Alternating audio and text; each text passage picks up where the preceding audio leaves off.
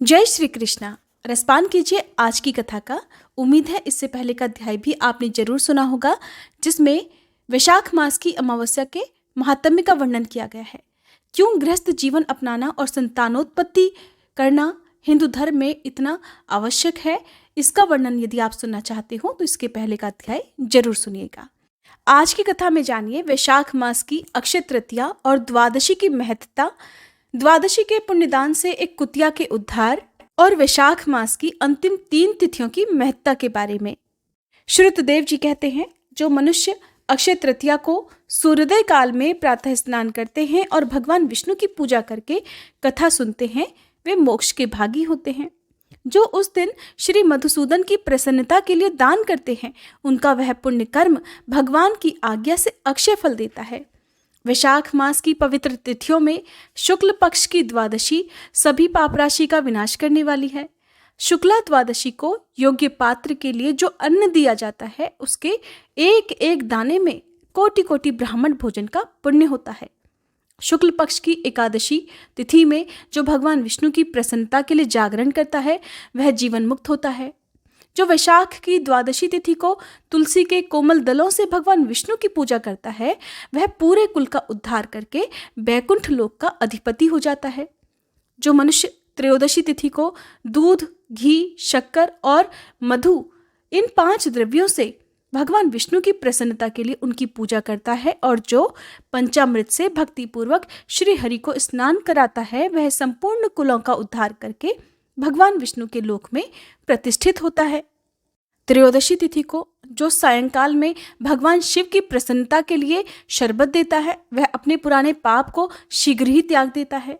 वैशाख शुक्ल द्वादशी में मनुष्य जो कुछ भी पुण्य कर्म करता है, वह सब कुछ अक्षय फल देने वाला होता है। प्राचीन काल में कश्मीर देश में देवव्रत नामक एक ब्राह्मण थे। उनके सुंदर रूप वाली एक कन्या थी, जो कि मालिनी के नाम से प्रसिद्ध थी। ब्राह्मण ने उस कन्या का विवाह सत्यशील नामक बुद्धिमान ब्राह्मण के साथ कर दिया। मालिनी कुमार्ग पर चलने वाली पुंसचली होकर बड़ी स्वच्छंदता से इधर उधर रहने लगी। वह केवल आभूषण धारण करने के लिए ही पति का जीवन चाहती थी। ना तो वह अपने पति से प्रेम करती, ना ही उसका हित चाहती थी। उसी के घर में कामकाज करने के बहाने उसका उपपति भी रहा करता था। सभी जाति के मनुष्य जार के रूप में उसके यहाँ ठहरते थे। वह कभी भी अपने पति की आज्ञा का पालन नहीं करती थी। इसी दोष से उसके सभी अंगों में कीड़े पड़ गए, जो काल अंत और यम की तरह उसकी हड्डियों को भी छेदे डालते थे। उन कीड़ों से उसकी नाक, जिह्वा और कानों का उच्छेद हो गया। स्तन तथा अंगुलियां गल गईं और उनमें पंगुता भी आ गई। इन सभी क्लेशों से मृत्यु को प्राप्त होकर वह नरक की यातनाएं भोगने लगी। 1,50,000 वर्षों तक वह तांबे के भांड में रखकर जलाई गई। 100 बार उसे कुत्ते की योनि में जन्म लेना पड़ा। इसके बाद सौवीर देश में पद्मबंधु नामक ब्राह्मण के घर में वह अनेक दुखों से घिरी हुई कुतिया बनी। उस समय भी उसके कान, नाक, पूंछ और पैर कटे हुए थे। उसके सिर में कीड़े पड़ गए थे और योनि में भी कीड़े भरे रहते थे। राजन, इस प्रकार 30 वर्ष बीत गए। एक दिन वैशाख के शुक्ल पक्ष की द्वादशी तिथि को पद्मबंधु का पुत्र नदी में स्नान करके पवित्र होकर भीगे ही वस्त्रों से घर आया। उसने तुलसी की वेदी के पास जाकर अपने पैर धोए। दैव योग से वह कुतिया उसी वेदी के नीचे सोई हुई थी। सूर्योदय से पहले का समय था। ब्राह्मण कुमार के चरणोदक से वह नहा गई और तत्काल ही उसके सारे पाप नष्ट हो गए। फिर तो उसी क्षण उसे अपने पूर्व जन्मों का स्मरण हो आया। पहले कर्मों की याद आने से वह कुतिया तपस्वी के पास जाकर दीनतापूर्वक पुकारने लगी कि हे मुने, आप मेरी रक्षा करें। उसने पद्मबंधु मुनि के पुत्र से अपने पूर्व जन्म के दुराचार पूर्ण सारे वृतांत कह सुनाए और कहने लगी कि हे ब्राह्मण, जो कोई भी दूसरी युवती पति के ऊपर वशीकरण का प्रयोग करती है, वह दुराचारिणी मेरी ही तरह तांबे के पात्र में पकाई जाती है। पति स्वामी है, पति गुरु है और पति ही उत्तम देवता है। साध्वी स्त्री उस पति का अपराध करके भला कैसे सुख पा सकती है? पति का अपराध करने वाली स्त्री सैकड़ों बार तिर्यक योनि अर्थात पशु पक्षियों की योनियों में और अरबों बार कीड़े की योनि में जन्म लेती है। इसलिए स्त्रियों को सदैव अपने पति की आज्ञा का पालन करना चाहिए। ब्राह्मण, आज मैं आपकी दृष्टि के सामने आई हूँ। अगर आप मेरा उद्धार नहीं करेंगे तो मुझे फिर से इसी यातनापूर्ण घृणित योनि का दर्शन करना पड़ेगा। इसलिए हे विप्रवर, मुझ पापचारिणी को विशाख शुक्ल पक्ष में अपना पुण्य प्रदान करके उबार लीजिए। आपने जो पुण्य की वृद्धि करने वाली द्वादशी की है, उसमें स्नान, दान और अन्न भोजन कराने से जो पुण्य हुआ है, उससे मुझ दुराचारिणी का भी उद्धार हो जाएगा। महाभाग, हे दीनवत्सल, मुझ दुखिया के प्रति कुछ दया कीजिए। आपके स्वामी जगदीश्वर जनार्दन दीनों के रक्षक हैं, उनके भक्त भी उन्हीं के समान होते हैं। दीनवत्सल, मैं आपके दरवाजे पर रहने वाली कुतिया हूँ। मुझ दीना के प्रति दया कीजिए, मेरा उद्धार कीजिए। अंत में मैं आप द्विजेंद्र को नमस्कार करती हूँ। उसका वचन सुनकर मुनि के पुत्र ने कहा, कुतिया, सभी प्राणी अपने किए हुए कर्मों के फल स्वरूप ही दुख और सुख भोगते हैं। जैसे सांप को दिया हुआ शक्कर मिश्रित दूध केवल विष को ही बढ़ाता है, उसी प्रकार पापी को दिया हुआ पुण्य भी केवल उसके पाप में ही वृद्धि करेगा। मुनि कुमार के ऐसा कहने पर कुतिया दुख में डूब गई। फिर उसके पिता के पास जाकर बड़े करुण स्वर से क्रंदन करती हुई बोली, हे पद्म बंधु बाबा, मैं आपके दरवाजे की कुतिया हूँ। मैंने सदा आपकी जूठन खाई है, मेरी रक्षा करो, मुझे बचा लो। गृहस्थ महात्मा के घर पर जो भी पालतू जीव रहते हैं, उनका भी उद्धार करना चाहिए, ऐसा वेद वेत्ताओं का कहना है। चांडाल, कौवे, कुत्ते ये प्रतिदिन गृहस्थों के दिए हुए टुकड़े ही खाते हैं, इसलिए ये भी उनकी दया के पात्र हैं। जो अपने ही पाले हुए रोग आदि से ग्रस्त और असमर्थ प्राणी का उद्धार नहीं करता, वह घोर नरक में पड़ता है। ये विद्वानों का मानना है। संसार की सृष्टि करने वाले भगवान विष्णु एक को कर्ता बनाकर खुद ही पत्नी, पुत्र आदि के व्याज से समस्त जंतुओं का पालन करते हैं। इसलिए अपने पोष्य वर्ग की भी रक्षा करनी चाहिए, ऐसी भगवान की आज्ञा है। दयालु होने के कारण आप मेरा उद्धार कीजिए। दुख से आतुर हुई उस कुतिया की बात सुनकर घर में बैठा हुआ मुनिपुत्र तुरंत घर से बाहर निकला।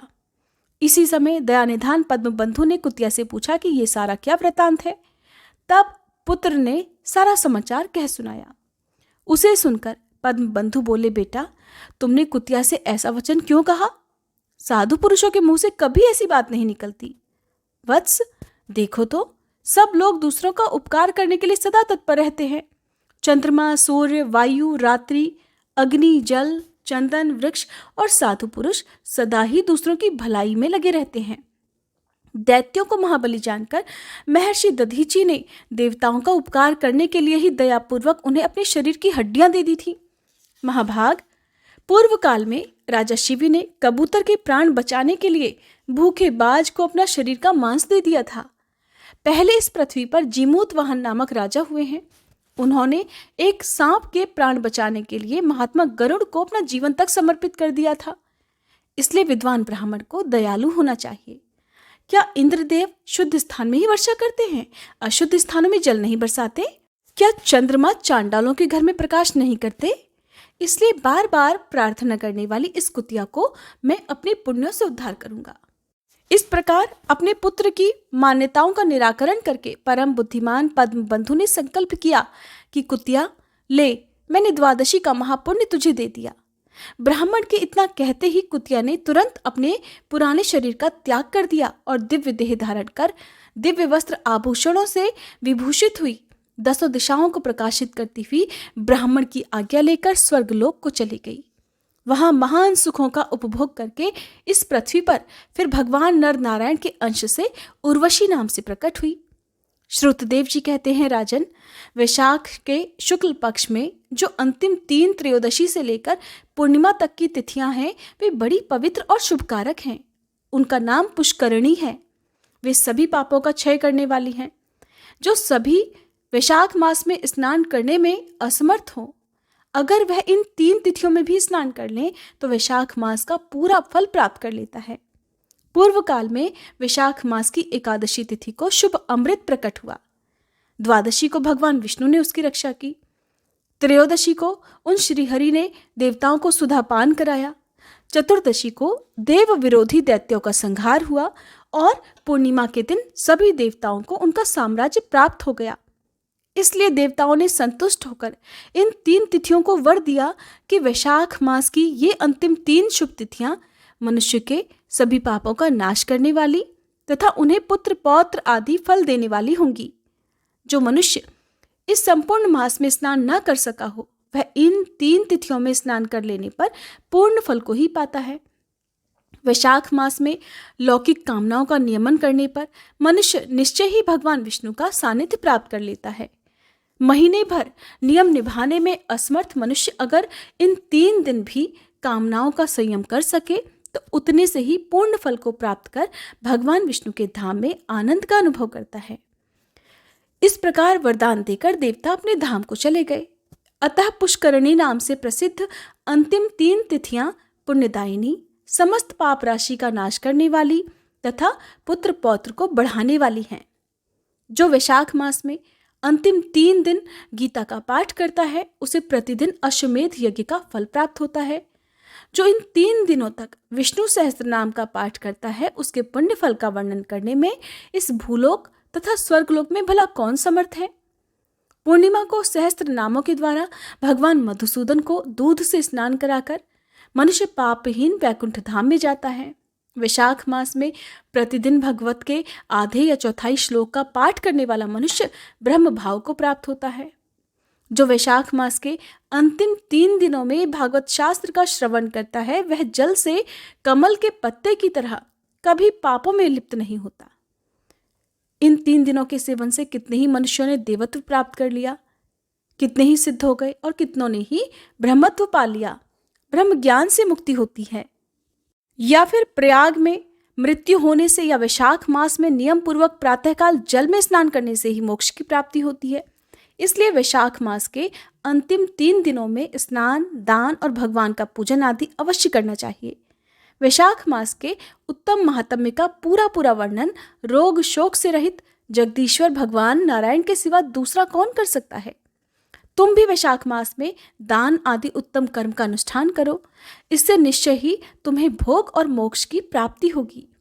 इस प्रकार मिथिलापति जनक को उपदेश देकर श्रुतदेव जी ने उनकी अनुमति लेकर वहां से जाने का विचार किया। तब राजर्षि जनक ने अपने अभ्युदय के लिए उत्तम उत्सव कराया और श्रुतदेव जी को पालकी पर बिठाकर विदा कर दिया। वस्त्र, आभूषण, गऊ, भूमि, तिल और स्वर्ण आदि से उनकी पूजा और वंदना करके राजा ने उनकी परिक्रमा की। इसके बाद उनसे विदा होकर महातेजस्वी और परम यशस्वी श्रुतदेव जी संतुष्ट होकर प्रसन्नतापूर्वक वहां से अपने स्थान को चले गए। राजा ने वैशाख धर्म का पालन करके फिर अंत में मोक्ष प्राप्त कर लिया। नारद जी कहते हैं, हे अम्बरीश, यह उत्तम उपाख्यान मैंने तुम्हें सुनाया है, जो कि सभी पापों का नाशक और संपूर्ण संपत्तियों को देने वाला है। इससे मनुष्य भुक्ति, मुक्ति, ज्ञान और मोक्ष प्राप्त कर लेता है। नारद जी का यह वचन सुनकर महायशस्वी राजा अम्बरीश मन ही मन बहुत प्रसन्न हुए। उन्होंने बाह्य जगत के व्यापारों से निवृत्त होकर मुनि को साष्टांग प्रणाम किया और अपने संपूर्ण वैभवों से उनकी पूजा की।